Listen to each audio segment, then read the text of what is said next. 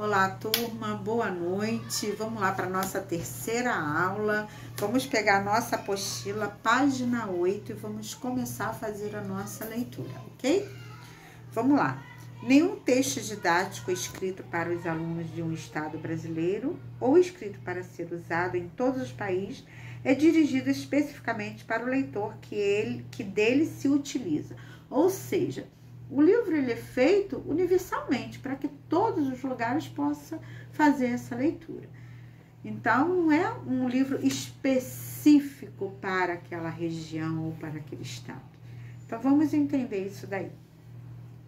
O livro didático ou paradidáticos são produzidos em quantidades e se destinam a alunos de determinada série, mas é impossível para os autores conhecer as características e particularidades específicas do seu leitor.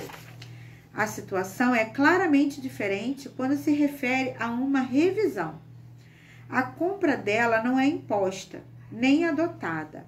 A quem a lê pode selecionar matérias que mais lhe agradam ou compreende melhor. Quando os alunos não lhes cabem e não podem selecionar trechos que melhor compreendem, e não há como escapar de torturas de prova, nem que são obrigados a explicar o que nem sempre compreenderam. Então, geralmente, esses alunos, eles pegam esses livros paradidáticos ou didáticos, vão fazer a leitura e, de acordo com o local onde eles estão inseridos, no seu contexto da sua sociedade, muitas vezes aquele linguajar não condiz com o linguajar que eles usam. Então, o entendimento, a compreensão, muitas vezes, é dificultoso para eles. O mesmo texto que é usado, por exemplo, em uma escola rural do Pará, é adotado pelo aluno que mora na cidade de Recife. Então, vamos lá ver o que acontece. Ora, a compreensão de um texto, sua assimilação integral e a sua transformação em aprendizagem plena de significação depende fundamentalmente da realidade espacial e temporal de cada aluno. Dessa forma, cabe ao professor que trabalha com o texto traduzi-lo para o universo e cenário cultural do seu aluno. Então, a importância do professor, antes de aplicar aquele conteúdo, ele lê aquele conteúdo e trazer para a realidade do aluno. É o que a gente vai chamar de aprendizagem significativa. É aquilo que a gente vai levar para o aluno, trazendo para a sua realidade, para o seu significado, aquilo que ele realmente vai usar, né? Continuando. Mesmo considerando que o aluno de um ambiente cultural agreste e agrícola seja tão bem alfabetizado quanto o outro de um espaço urbano e industrializado, a plena assimilação do texto ocorre quando o cérebro deles incorpora as informações recebidas das suas leituras, associando-as ao universo de conhecimento que representa sua bagagem cultural. Ou seja, só vai haver significado e aprendizado se aquilo que ele está lendo tiver significado para ele. Se ele conseguir pegar aquele conteúdo que ele leu, aquilo que ele compreendeu e colocar em prática. Dessa maneira, a aprendizagem significativa somente se dá no momento em que o saber obtido da leitura interage com os saberes já presentes da sua estrutura cognitiva. E essa interação não pode ser feita sem a ajuda do professor. Claro, se tem uma leitura muito rebuscada, cabe ao professor facilitar o entendimento desse aluno, né? A compreensão dessa leitura. Então, o professor é uma peça muito importante nesse contexto. Ainda que o professor adote o mesmo livro e use o mesmo texto para alunos do matutino e do vespertino, a assimilação plena deste texto e a sua transformação em aprendizagem significativa pode ocorrer em um caso e não ocorrer em outro. Ou seja, o professor ele tem que fazer a anamnese, ele tem que conhecer a sua turma, né? Nem sempre você pode ter a mesma turma, o mesmo módulo, o mesmo conteúdo, mas nem sempre, principalmente quando a gente fala de matutino e vespertino, nem sempre aquele aluno ele chega do trabalho cansado, ele vai ter aquela mente mais tranquila daquele aluno que vai de manhã para a escola, tranquilo, acabou de acordar, está com a mente fresquinha. Né? Então, o professor ele tem que ter esse conhecimento e fazer um plano de aula voltado para cada turma de acordo com a sua clientela. Vamos lá. Nesse mesmo parágrafo, ali embaixo, vem assim, ó, um professor que ignora a peculiaridade da aprendizagem significativa pode, ingenuamente, realizar um trabalho com textos iguais para alunos diferentes, sem se perceber se a dificuldade específica deste ou daquele aluno não se deve ao seu menor preparo, mas à desigualdade e realidade de seus pensamentos provocado pelo tempo e pelo lugar que habita em relação ao autor que redigiu este texto. Tá? Então, a gente já viu que dependente do texto, muitas vezes não é que o aluno não consegue, que ele não tem dificuldade, não é isso. Às vezes o contexto social não é o mesmo, né? E a fala fica um pouco espremida, não está entendendo, eu leio, não compreendo, né? Então, às vezes o professor entra, coloca uma palavrinha aqui, explica aqui e a coisa clareia. Outro parágrafo. A aprendizagem significativa é o processo pelo qual uma nova informação se relaciona de maneira subjetiva à estrutura cognitiva do aprendiz. Dessa forma, se opõe à aprendizagem mecânica que ilude alunos e professores. O aluno, muitas vezes, acreditando que sabe o que apenas decorou e o seu professor sendo levado a pensar que o texto trabalhado foi compreendido porque em outras turmas esse texto foi compreendido. Então, na hora, no momento, o aluno ele acha que ele entendeu, né? Ele decorou aquilo, ele acha que ele entendeu. E o professor, como ele foi bem na outra turma, ele acha que naquela ali também vai ser ok. E muitas vezes isso não acontece. Como solucionar esse problema? Então, vamos lá. Eu tenho um problema, né? Eu tenho uma turma que entende que vai muito bem e a outra turma que eu tenho uma dificuldade. Então, como que eu vou solucionar? A resposta é simples, traduzindo as informações do livro para o conhecimento do aluno, empregando vocabulários compatíveis a cada grupo, estabelecendo novas comparações e associações com a realidade, propondo novos exemplos e fazendo com que possam expressar o que leram com palavras e ideias próprias e específicas. É o que eu estou fazendo aqui. Leio a apostila, dou uma paradinha e explico para vocês. Eu traduzo para vocês. Eu praticamente aquela mastiga e coloca para fora aquilo tudo mastigadinho, né? Bem explicadinho, que vocês possam entender. É necessário que o professor ele faça essa ponte entre o que está sendo dado e o aluno que está absorvendo a informação, tá? Outro parágrafo. O problema em se produzir essas aprendizagens significativas é que nem sempre se torna claramente visível a dificuldade apresentada pelos alunos. Muitas vezes o professor ele não faz uma avaliação, ele não pergunta ao aluno a dificuldade, o aluno também não fala, tem vergonha e muitas vezes isso fica mascarado.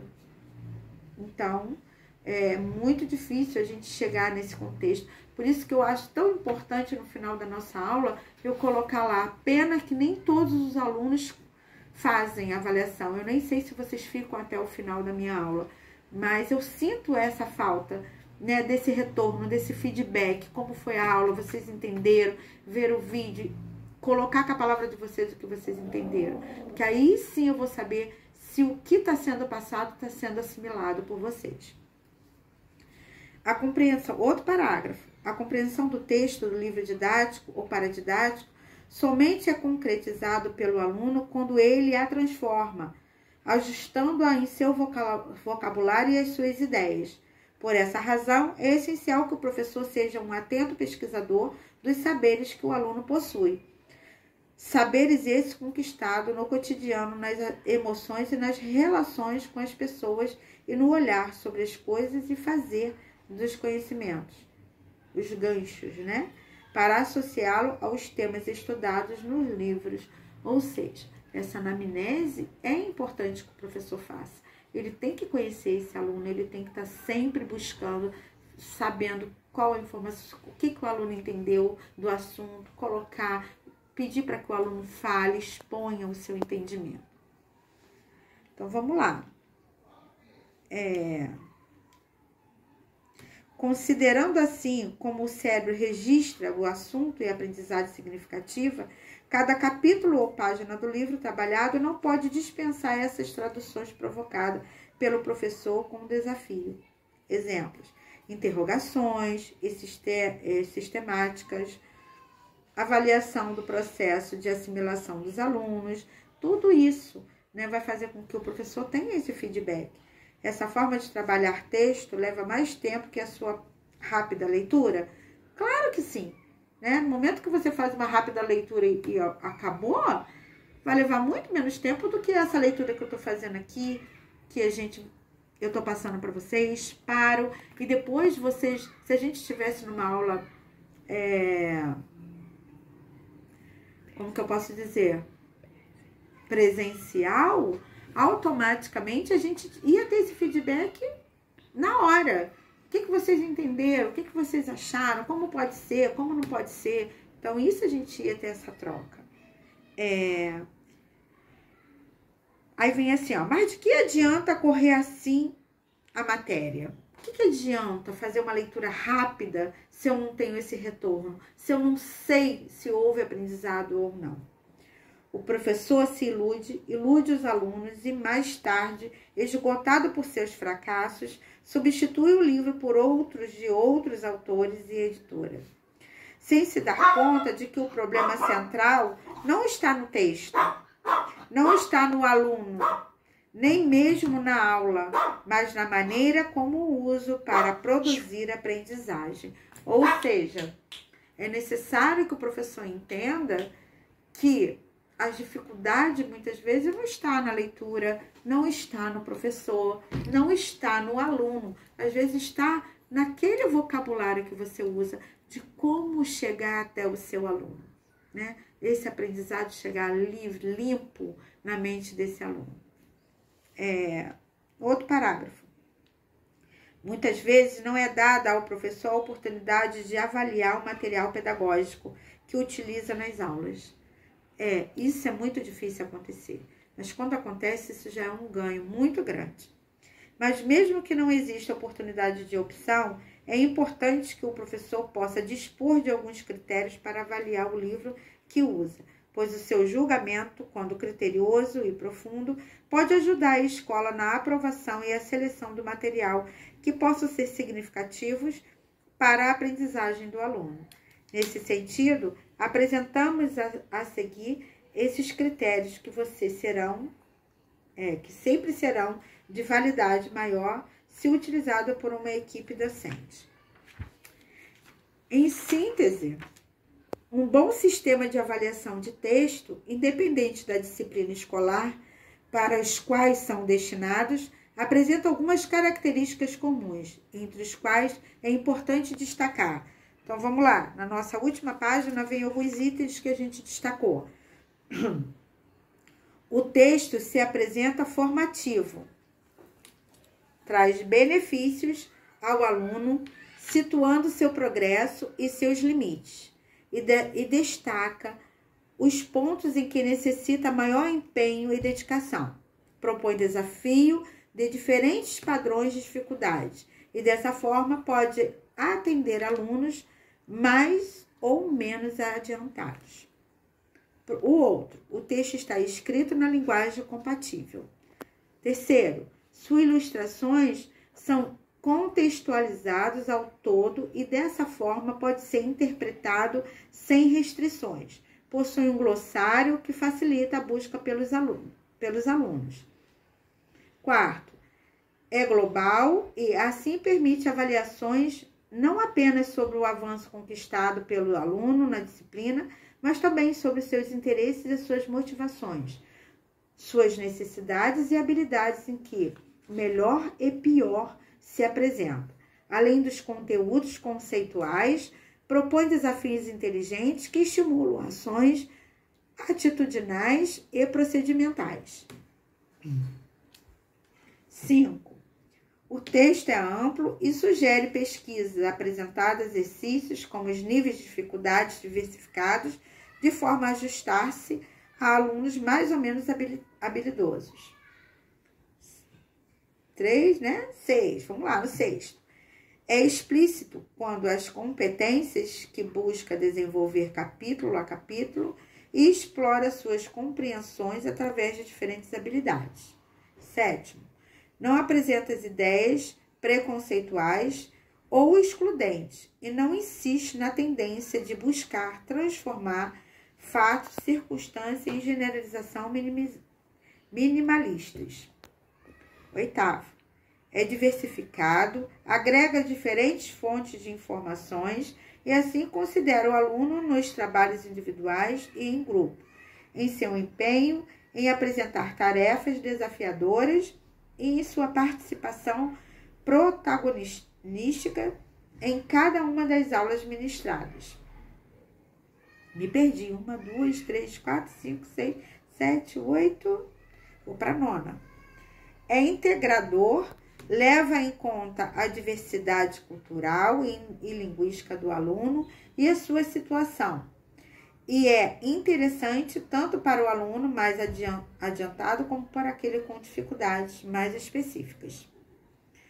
E a última é apaziguador. Dessa forma, o aluno o percebe como instrumento normal do acompanhamento do seu progresso, não causando tensões e ansiedade.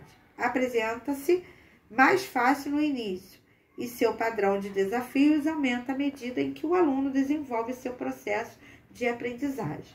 Ou seja, muitas vezes os textos didáticos excelentes para os alunos de uma escola não são para as de outras. Como o texto formativo e abrangente para alunos que estudam durante o dia, pode não apresentar igual virtude para aqueles que cursam noturnos. Saber usar bem um livro didático se inicia e termina com uma consciência avaliação desse material. Ou seja, é necessário que a gente entenda que quando a gente tem um conteúdo programático, independente do livro que a gente esteja na mão, a gente tem que ter o nosso planejamento e facilitar o aprendizado do aluno. Nós somos a ponte entre o que vai ser passado e aquilo que vai ser entendido. Nós somos o eixo, nós somos a ponte, nós somos a segurança. Não existe, de maneira nenhuma, nenhum profissional se não existir um bom professor. Né? Um bom profissional, ele depende de um bom professor, não é verdade? De uma boa formação. Então, deixa aqui a nossa última aula. Espero que vocês tenham compreendido e tenham gostado das minhas como é que eu posso dizer para vocês? Daquilo que eu passei para vocês, daquilo que eu facilitei o aprendizado, né? Espero ter feito isso, ter feito essa ponte. E dizer para vocês não deixarem de entregar o trabalho, porque o trabalho facilita na hora da sua nota final, ele ajuda bastante com relação à prova, tá bom? Estudem para a prova e, no mais, um beijo no coração e até o próximo módulo. Beijo!